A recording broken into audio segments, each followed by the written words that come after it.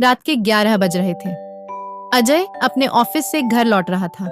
सर्दियों की ठंडी हवा और सुनसान सड़कें उसे बेचैन कर रही थी। उसने अपनी गाड़ी धीमी कर दी और रेडियो ऑन किया। तभी उसके फोन की घंटी बजी।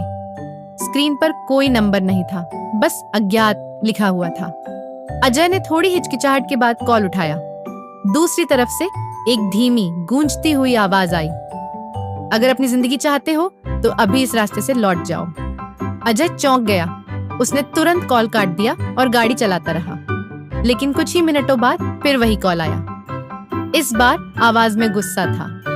मैंने कहा, लौट जाओ, यह तुम्हारे लिए आखिरी चेतावनी है। अजय ने सोचा यह कोई मजाक कर रहा है। उसने गाड़ी तेज कर दी। थोड़ी दूर जाने के बाद उसने देखा कि सड़क पर एक पुरानी टूटी फूटी कार खड़ी थी। कार के पास एक औरत खड़ी थी जो मदद मांग रही थी। अजय ने गाड़ी रोकी और खिड़की से पूछा, क्या हुआ मैडम, आपकी मदद करूं?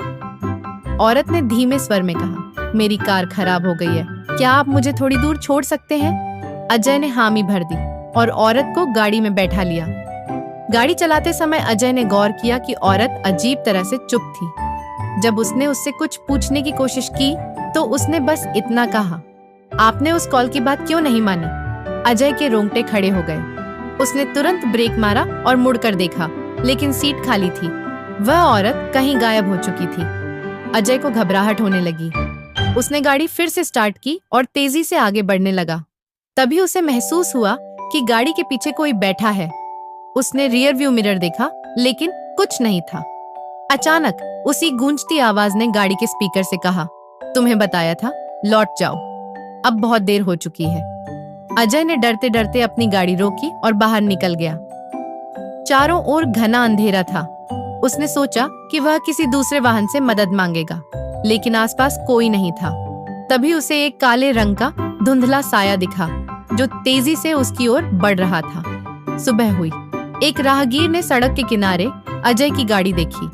गाड़ी का दरवाजा खुला था, लेकिन अंदर कोई नहीं था। पुलिस को बुलाया गया। गाड़ी के अंदर सिर्फ अजय का मोबाइल पड़ा था, जिसमें आखिरी कॉल रिकॉर्डिंग थी।